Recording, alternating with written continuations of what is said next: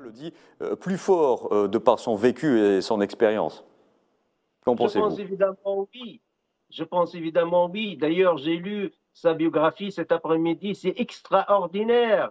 C'est un ouvrier. Il a commencé sa vie en tant qu'ouvrier. Il Ouvrier, oui. syndicaliste.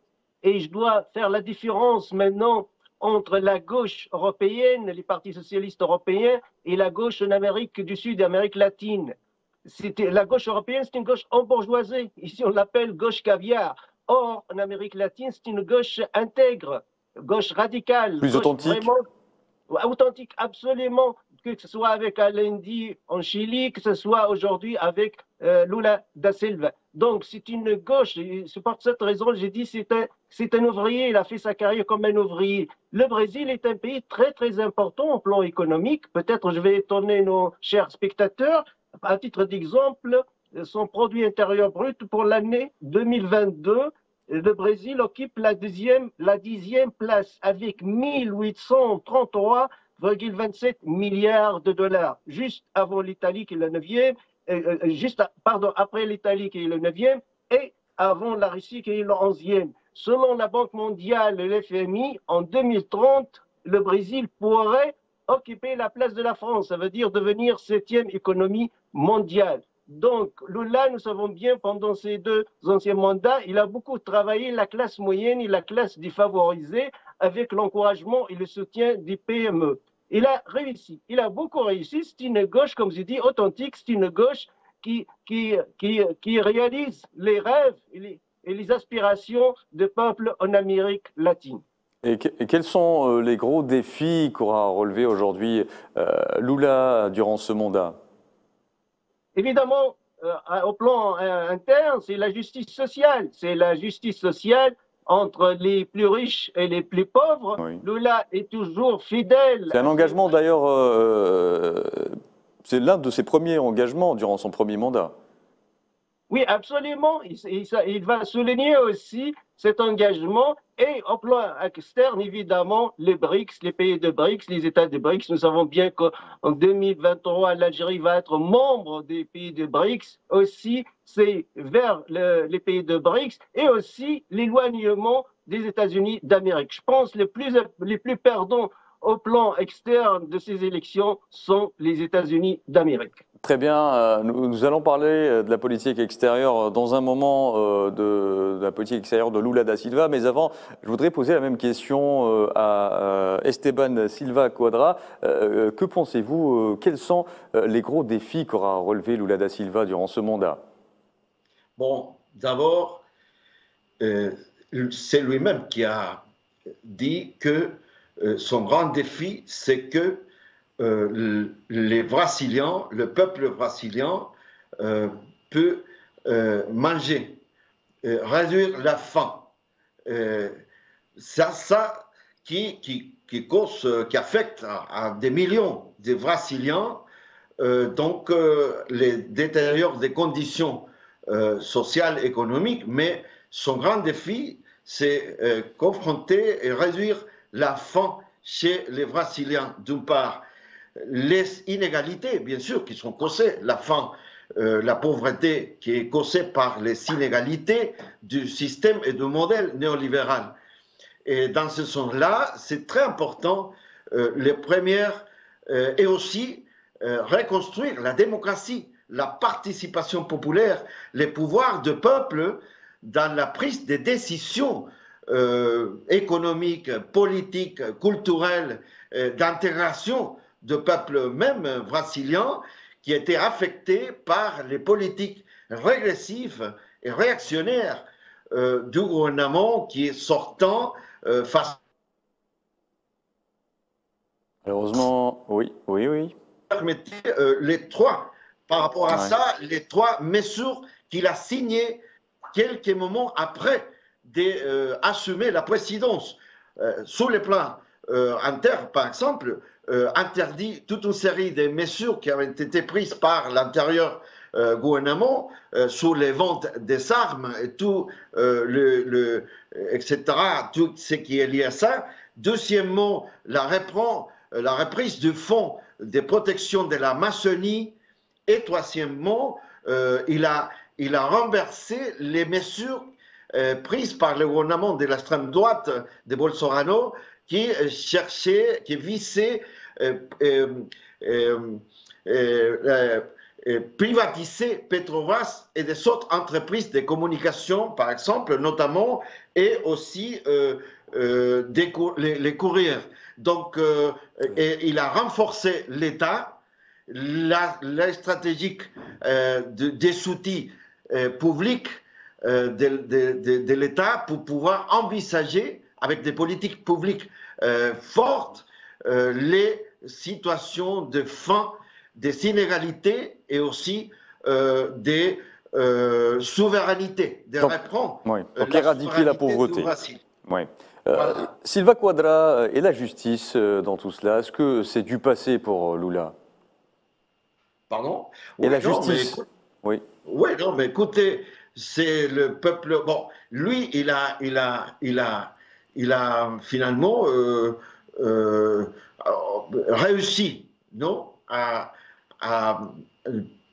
montrer au monde, hein, et au Brésil que toutes les mesures de persécution où était utilisée la justice contre lui, et il était la plupart des mensonges qui sont tombés. Et c'est le peuple, c'est la souveraineté et les institutions qui ont démontré finalement ça. Aujourd'hui, c'est pas qui est aux États-Unis, à Miami, c'est Bolsonaro. C'est celui-même qui, avec son ex-ministre de Justice, a fait la persécution judiciaire et politique contre Lula. Et c'est la vérité qui s'impose, parce que s'impose aussi la reprise de la souveraineté des institutions et du peuple brésilien aujourd'hui, avec le président Lula dans son 3e mandat. Très bien, Riyad Sidaoui, je me retourne vers vous. Lula et la justice, c'est du passé?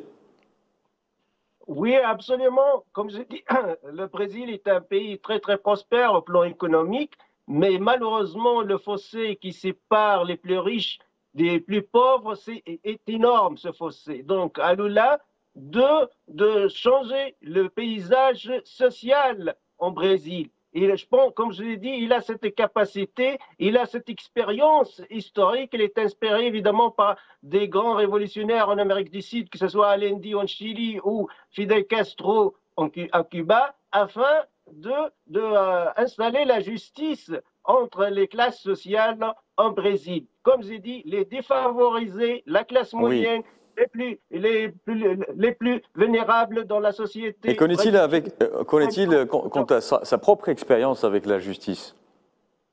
Est-ce que cela relève du passé désormais?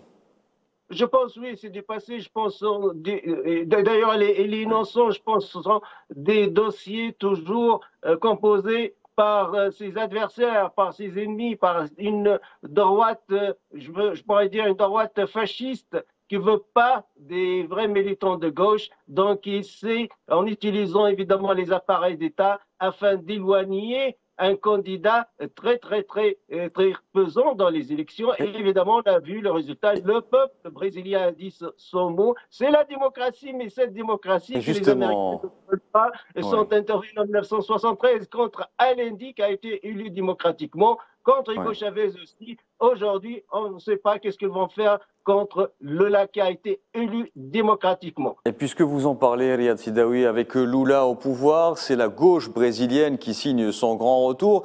Les Brésiliens ont-ils plébiscité Lula ou plutôt sanctionné son prédécesseur d'extrême droite, Jair Bolsonaro? Les deux à la fois, je pense. Les deux à la fois. D'un côté, ils ne veulent plus de cette droite radicale. Et de l'autre côté, c'est une nostalgie aussi, parce qu'ils ont vécu les deux expériences. Ils ont vécu les deux expériences, l'expérience de la gauche, l'expérience de la droite. Aujourd'hui, ils sont mûrs, ils ont bien choisi leur camp. Oui. Très bien. Esteban Silva Quadra, Lula, au fond, a toujours transcendé à la gauche alternative et la mondialisation. Aura-t-il aujourd'hui la possibilité de poursuivre pour autant cette synthèse, notamment après le passage d'un Bolsonaro qui exacerbait les tensions politiques? Bon, d'abord, je suis tout à fait d'accord avec Lula, Lula c'est un travailleur, c'est un dirigeant des travailleurs, qu'il a grandi en la lutte. L'image qui fait souvent remonter. Oui. Dans ces contextes-là, après, il a dirigé un pays tellement grand et important en Amérique du Sud et en Amérique latine, et qu'il a fait avancer sur le plan de réduire les inégalités, de chercher la justice, la force culturelle du peuple travailleur, non, etc. Et il a placé le Brésil, quand il était président, dans le contexte mondial, des grands défis à niveau mondial. Aujourd'hui, bien évidemment, le Brésil de Lula est face à un nouveau défi. Le même président Lula, dans son discours, il a bien mis l'accent de faire revenir le Brésil sur la unité et l'intégration de l'Amérique du Sud, quand il a cité reprend la UNASUR, reprend le marché du Sud, Mercosur, il a parlé du BRICS, c'est-à-dire de comment le rôle du Brésil face à la crise de la globalisation, à la crise du capitalisme globalisant pour lui-même, hein, la guerre qui confronte aujourd'hui à la Russie contre les États-Unis et l'OTAN sur le territoire de l'Ukraine, qui a des conséquences dévastatrices, mais aussi la lutte pour un monde multipolaire, pour laisser derrière justement la logique d'imposition unipolaire des États-Unis et ses alliés de l'Union européenne.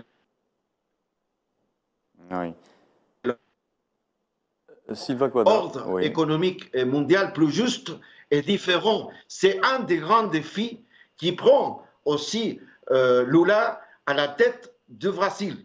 Et donc l'intégration latino-américaine pour faire baisser l'Amérique latine et au Caraïbes de façon autonomique sur les grands sujets qui sont en crise et qui requièrent des pays du Sud global, de l'unité et la confluence des pays du Sud dans une logique non alignée pour rebâtir un nouveau monde, c'est un des grands défis et je crois finalement que Lula va être très très important et décisif dans ces défis à partir de sa présidence, sa troisième présidence.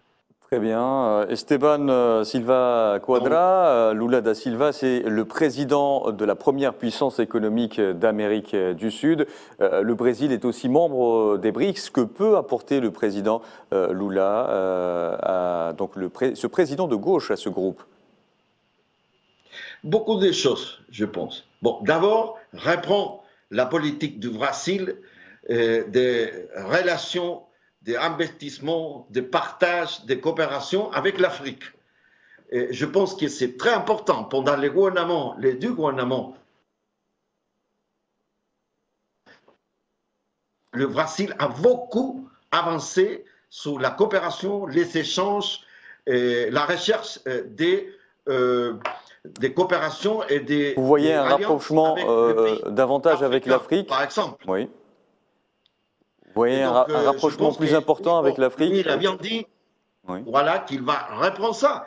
Et dans son discours qui a tenu hier, par exemple, seulement pour mettre un exemple, lui, il a parlé sur le défi, par exemple, sur le plan de l'énergétique et notamment des fertilisants. Vous savez, par exemple,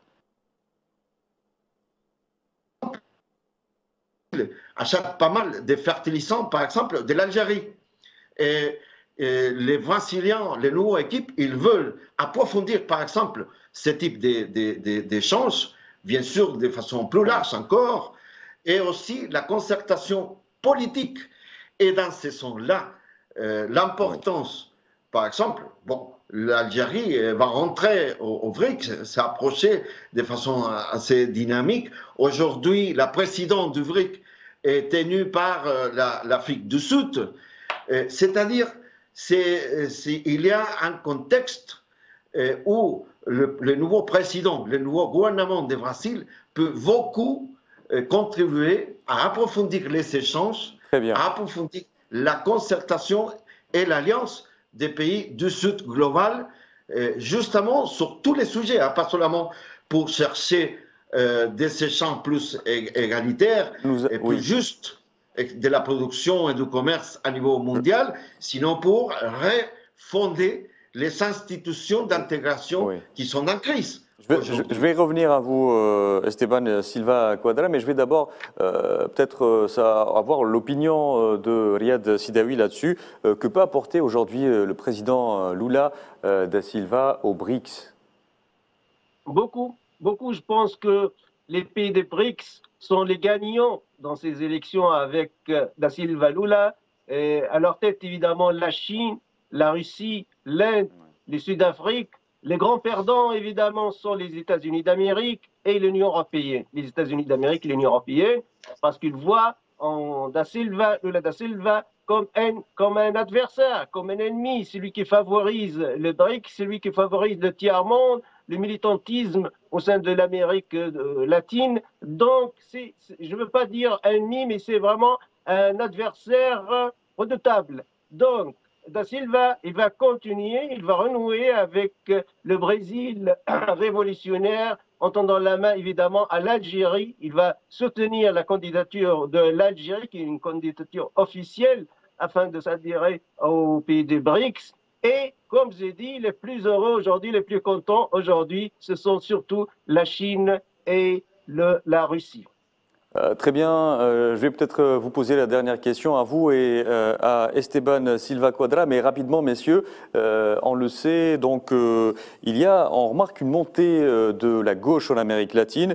En 2022, les pays les plus peuplés de l'Amérique latine, à savoir le Brésil, le Mexique, la Colombie, l'Argentine, le Venezuela et le Chili, ont tous élu des gouvernements de gauche. Quelle est votre interprétation, Riyad Sidawi? C'est la montée de la gauche en Amérique latine, c'est une gauche authentique. Rapidement, si je vous prie. Oui. Ce n'est pas une gauche comme les partis socialistes européens. Et je pense que c'est un grand changement au sein de l'Amérique latine. Et ça nous donne des indices pour les années à venir, parce qu'il y a un déclin du capitalisme, un déclin des États capitalistes et à leur tête les États-Unis d'Amérique et les pays membres de l'Union européenne envoient la carte du monde, le paysage mondial, que ce soit en politique ou économique, qui est en train de se changer radicalement. Très bien. Esteban Silva Quadra, que pensez-vous de cette montée de la gauche en Amérique latine? C'est une deuxième vague des luttes des peuples latino-américains qui a une expression dans les gouvernements, mais aussi dans la société, dans les luttes des travailleurs, dans les luttes des paysans, dans les luttes pour récupérer la souveraineté économique. La souveraineté économique, les ressources naturelles, minières, etc. Et ces expressions de gauche ont le défi d'être vraiment en syntonie avec ces luttes des peuples. C'est ça la gauche souveraine, la gauche populaire, qui puisse faire avancer des démocraties avec des pouvoirs populaires, c'est-à-dire pas seulement sur le plan formel, sinon la reprise des ressources et la souveraineté économique et la souveraineté politique liée à ça. Merci beaucoup, messieurs, d'avoir contribué à cette émission.